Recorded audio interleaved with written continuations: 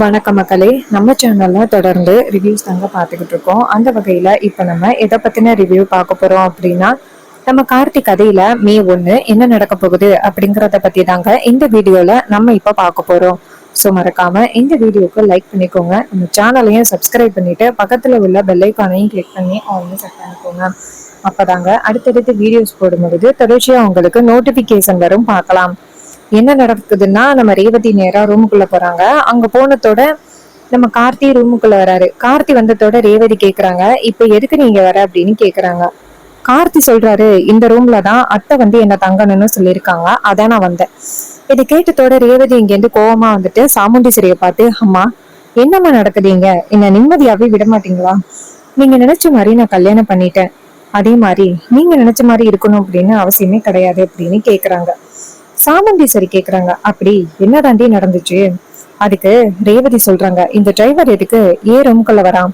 அப்ப சாமுண்டீஸ்வரி சொல்றாங்க, இங்க பாரு சின்னசு திருத்தம், இவன் உன்னோட புருஷன், இனிமே இவனை வந்துட்டு டிரைவர் அப்படின்னு சொல்ற வேலை வச்சுக்காத. இது கேட்டதோட சந்திரா சொல்றாங்க, அக்கா ஏற்கனவே ரேவதிக்கு நடந்த கல்யாணம் விருப்பம் இல்லாத கல்யாணம் தான், நீ தேவையில்லாம இந்த மாதிரி ரேவதிய ஃபோர்ஸ் பண்றது எனக்கே பாக்குறதுக்கு சங்கடமா இருக்குக்கா. அதுக்கு சாமுண்டீஸ்வரி சொல்றாங்க, இங்க பாரு சந்திரா, உனக்கு லைஃப் பத்தி எதுவும் தெரியல, அதனாலதான் இப்படி பேசுற. நான் மட்டும் இப்ப ரேவதிக்கு அவ வகையில நான் சப்போர்ட் பண்ணா ரேவதியோட லைஃப் தான் ரொம்ப பாதிக்கப்படும். அதனால நீ தயவு செஞ்சு எதுவும் பேசாத சந்திரா. இது கேட்டதோட சந்திரா செம்ம இரிட்டேட் ஆகுறாங்க.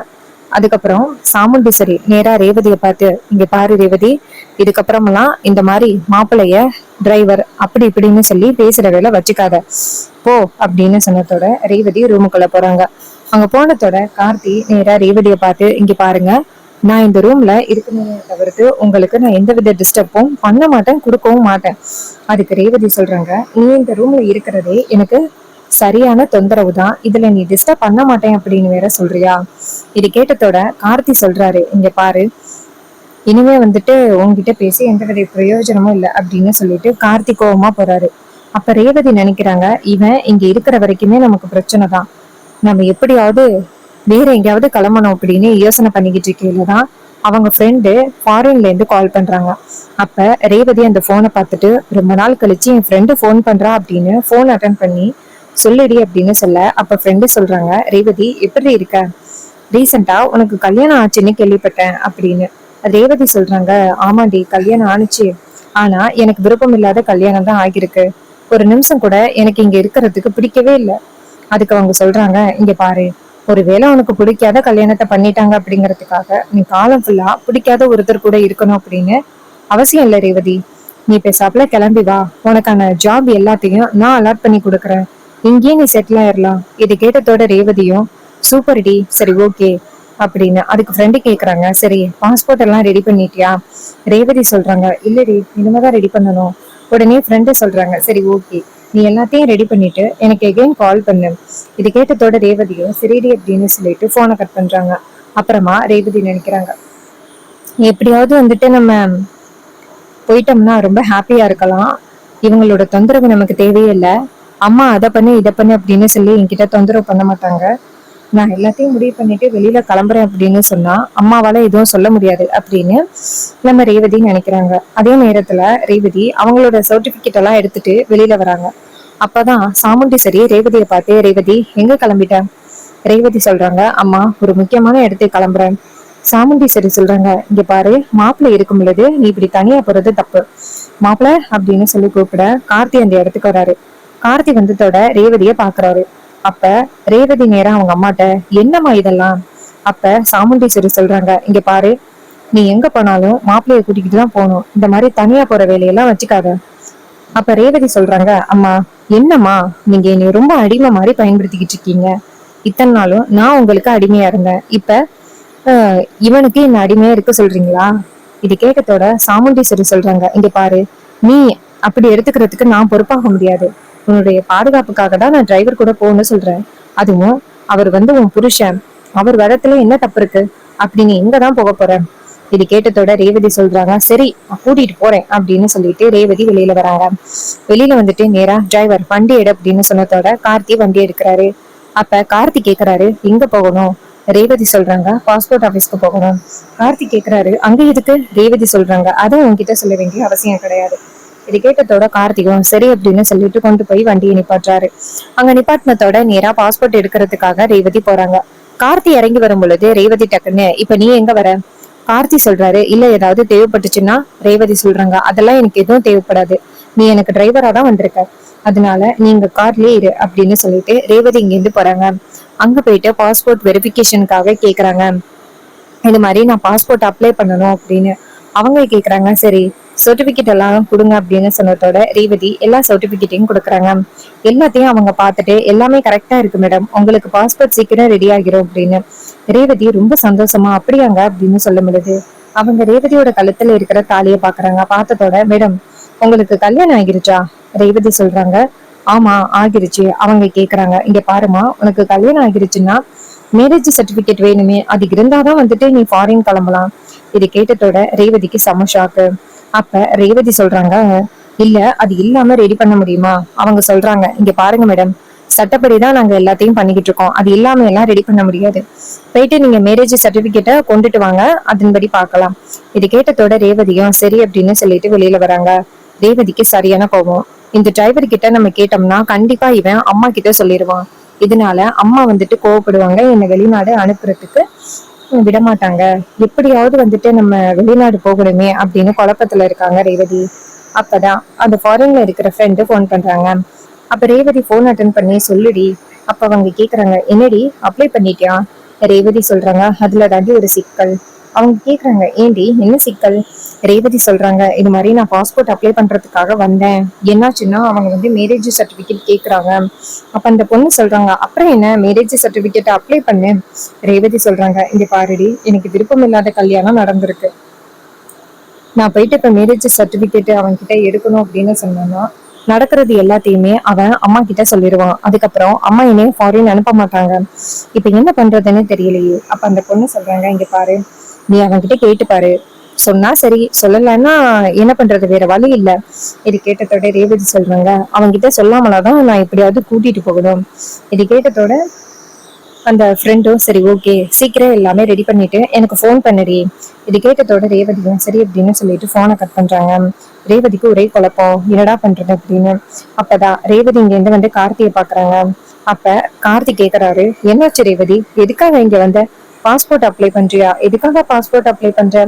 அப்ப ரேவதி சொல்றாங்க ஏய் இதெல்லாம் உனக்கு தேவையில்லாத வார்த்தை, நீ எதுக்காக வந்த, எனக்கு டிரைவரா தானே வந்த, இந்த மாதிரி எல்லாம் என்கிட்ட கேள்வி கேட்கிற வேலை வச்சுக்காத அப்படின்னு சொல்லிட்டு நேரா வந்துட்டு கார் எடுக்க சொல்ல கார்த்தியும் சரி அப்படின்னு சொல்லிட்டு கார் எடுக்கிறாரு. நேரா வீட்டுக்கு போறாங்க. அங்க போனதோட ரேவதி ரூமுக்குள்ள போயிட்டு ஒரே குழப்பத்துல இருக்காங்க. நம்ம எப்படியாவது வெளிநாடு கிளம்பணும், ஆனா இவங்கிட்ட நம்ம ஹெல்ப் கேட்கற மாதிரி இருக்குமே, நம்ம என்ன பண்றது அப்படின்னு ரேவதிக்கு ஒரே குழப்பமா இருக்கு. அப்பதான் ரேவதி நேரா கார்த்திகிட்ட இங்க பாரு, நான் ஒரு விஷயம் உன்கிட்ட கேட்பேன், நீ முடியாதுன்னு சொல்லக்கூடாது. கார்த்தி கேக்குறாரு என்னன்னு சொல்லு. ரேவதி சொல்றாங்க நான் என்ன சொன்னாலும் நீ கண்டிப்பா அம்மா கிட்ட போயிட்டு டக்குன்னு சொல்லிடுவ, அதான் எனக்கு பயமா இருக்கு. கார்த்தி சொல்றாரு சரி ஓகே நான் அத்தை கிட்ட சொல்ல மாட்டேன். அப்ப ரேவதி சொல்றாங்க சரி ஓகே அப்ப எனக்கு சத்தியம் பண்ணி கொடு, அப்பதான் உன்னை நம்புவேன். உடனே கார்த்தியும் சரி நான் ப்ராமிஸா உங்க அம்மா கிட்ட எதையும் சொல்ல மாட்டேன் சொல்லு. ரேவதி சொல்றாங்க இங்க பாரு, எனக்கு நடந்த கல்யாணத்துல கொஞ்சம் கூட விருப்பமே இல்லை அப்படிங்கறத பத்தி உனக்கு நல்லாவே தெரியும், அதனால நான் என்ன முடிவெடுத்திருக்கேன்னா என் ஃப்ரெண்டு ஃபாரின்ல இருக்கான், அவ கூட போயிட்டு ஒர்க் பண்ணலாம் அப்படின்னு நான் பிளான் பண்ணியிருக்கேன். இது கேட்டதோட கார்த்தி கேக்குறாரு இங்க பாருங்க, இந்த விஷயத்த பத்தி அத்தைக்கு தெரிஞ்சிச்சுன்னா ரொம்ப கோவப்படுவாங்களே. அதுக்கு ரேவதி சொல்றாங்க ஐயோ அதுக்குதான் சொல்றேன், அம்மா கிட்ட சொல்லக்கூடாது அப்படின்னு சொன்னேன், திரும்ப திரும்ப சொல்றேன்னு சொல்ற பத்தியா. அதுக்கு கார்த்தி சொல்றாரு சரி ஓகே நான் மேடத்துக்கிட்ட சொல்லல, ஆனா மேடத்துக்கு என்னைக்காவது உண்மை தெரிய வந்துச்சுன்னா கண்டிப்பா ரொம்ப கோவப்படுவாங்களே, உங்களை கண்டிப்பா வெளியில அனுப்ப மாட்டாங்க. அப்ப ரேவதி சொல்றாங்க அதுக்குதான் நீ எனக்கு உதவி பண்ணணும். இங்க பாரு நான் வந்துட்டு ஃபாரின் போயிட்டு ஒர்க் பண்ணணும், நீ வந்துட்டு ரொம்ப நல்லவனா இருந்தா எனக்கு உதவி பண்ணு. இது கேட்டதோட கார்த்தியும் சரி ஓகே நான் ஹெல்ப் பண்றேன் அப்படின்ட்டு கார்த்தி என்ன பண்றாருன்னா ரேவதி கிட்ட இப்போ உனக்கு என்ன ஹெல்ப் வேணும். ரேவதி சொல்றாங்க இது மாதிரி எனக்கு மேரேஜ் சர்டிபிகேட் வேணும், இது மாதிரி அம்மா கிட்ட சொல்லி ரெடி பண்ணு. இது கேட்டதோட கார்த்தியும் சரி ஓகே நான் அத்தை கிட்ட சொல்லி ரெடி பண்றேன் அப்படின்னு சொல்லிட்டு கார்த்தி வெளியில வராரு. வெளியில வந்துட்டு சாமுண்டீஸ்வரிய பார்த்து மேடம் இது மாதிரி ஒரு கல்யாணம் எனக்கும் ரேவதிக்கும் முடிஞ்சிருச்சு, ஒரு முக்கியமான சர்டிபிகேட் ரெடி பண்ணணும். சாமுண்டீஸ்வரி கேக்குறாங்க மேரேஜ் சர்டிபிகேட் தானே மாப்பிள்ள, சீக்கிரம் ரெடி பண்ணிடலாம், கார்த்தி சொல்றாரு, இல்ல மேடம், கொஞ்சம் இம்மிடியேட்டா எனக்கு தேவைப்படுது. அப்ப சந்திரா கேக்குறாங்க, என்ன திடீர்னு தேவைப்படுதுன்னு சொல்ற, எதுக்கு? அப்ப கார்த்தி சொல்றாரு, இல்ல வெளிநாடு போறதுக்காக ஒரு பாஸ்போர்ட் ரெடி பண்ணுவாங்கல்ல, அது தேவைப்படுது எனக்கு, அதான் கேட்டேன்.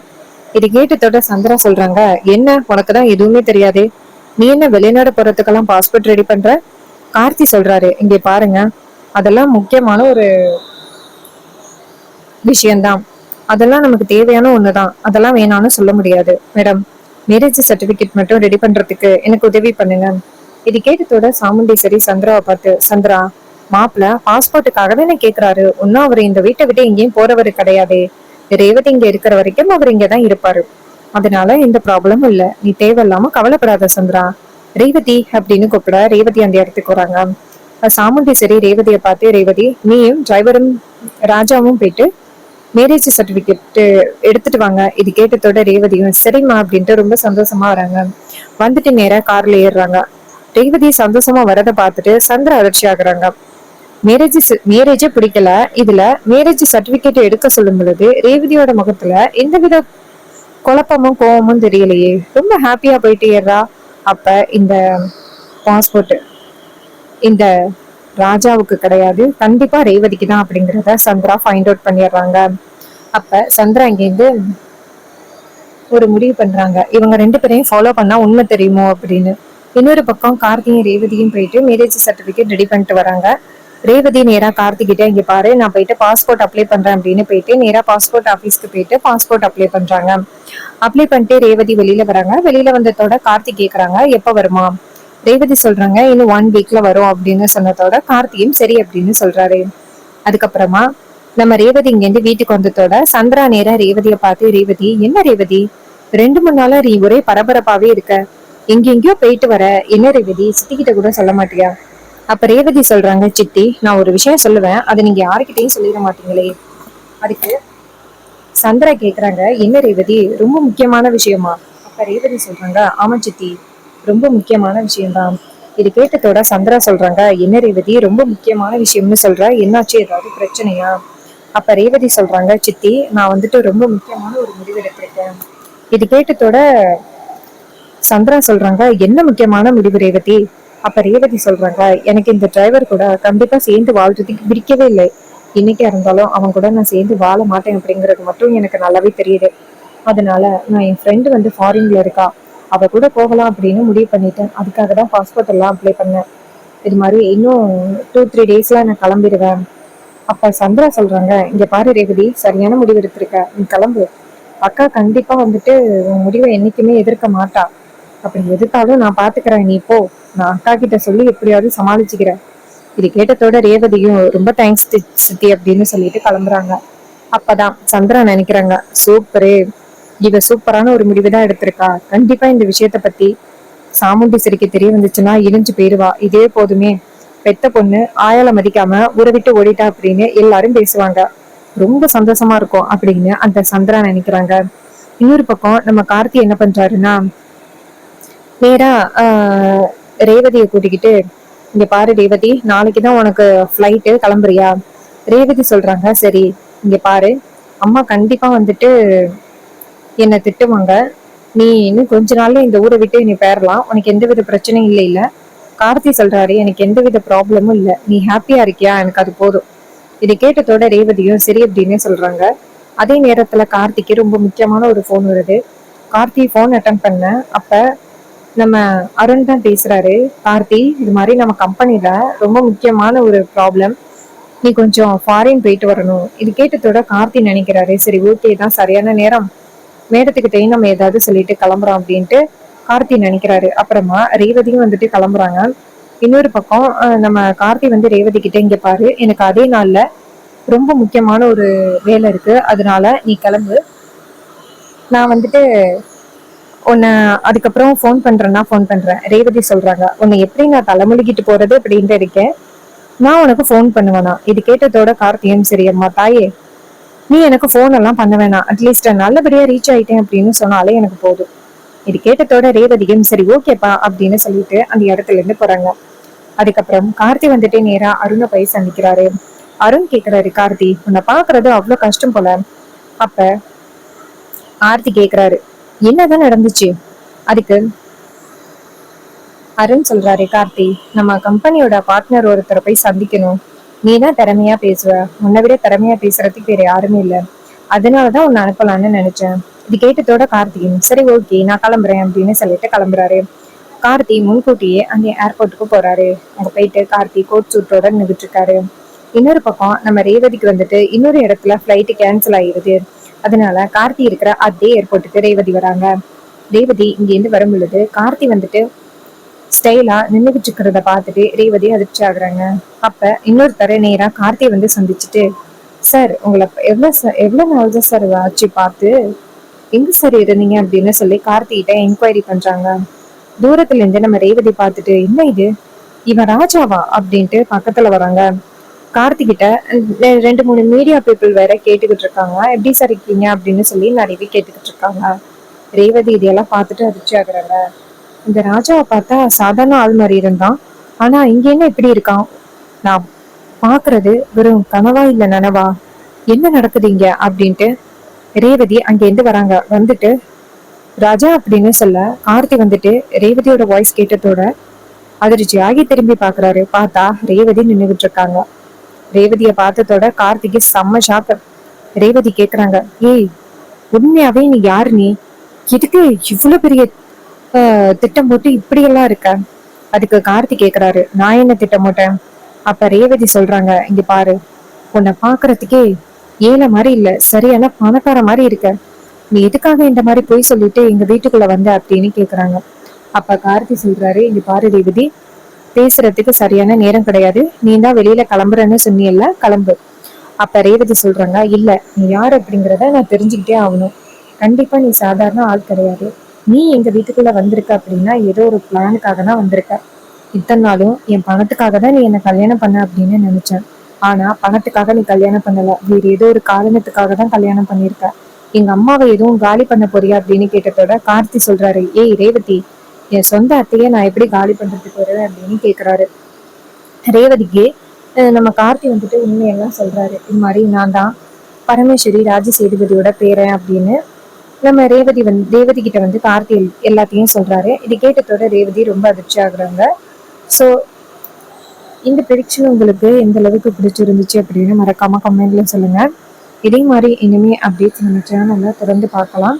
நம்ம ரேவதி வந்துட்டு நெக்ஸ்ட் ஃபாரின் கிளம்புறாங்க. ஸோ இன்னொரு பக்கம் கோவில் திருவிழா நடக்க போகுது. இது எல்லாத்தையும் பேஸ் பண்ணி தான் அடுத்த ஸ்டோரி இருக்கணும்னு நான் நினைக்கிறேன். ஸோ உங்களுக்கு எந்த மாதிரி மாஸ் சீன்ஸ் இருந்துச்சுன்னா பிடிக்கும் அப்படின்னு மறக்காம கமெண்ட்ல சொல்லுங்க. எல்லாருமே அதிகமா எக்ஸ்பெக்ட் பண்றது கார்த்தியோட மாசான சீன்ஸ் தான் எக்ஸ்பெக்ட் பண்றாங்க. ஸோ பாப்போம் அடுத்து என்னெல்லாம் நடக்க போகுது அப்படின்னு.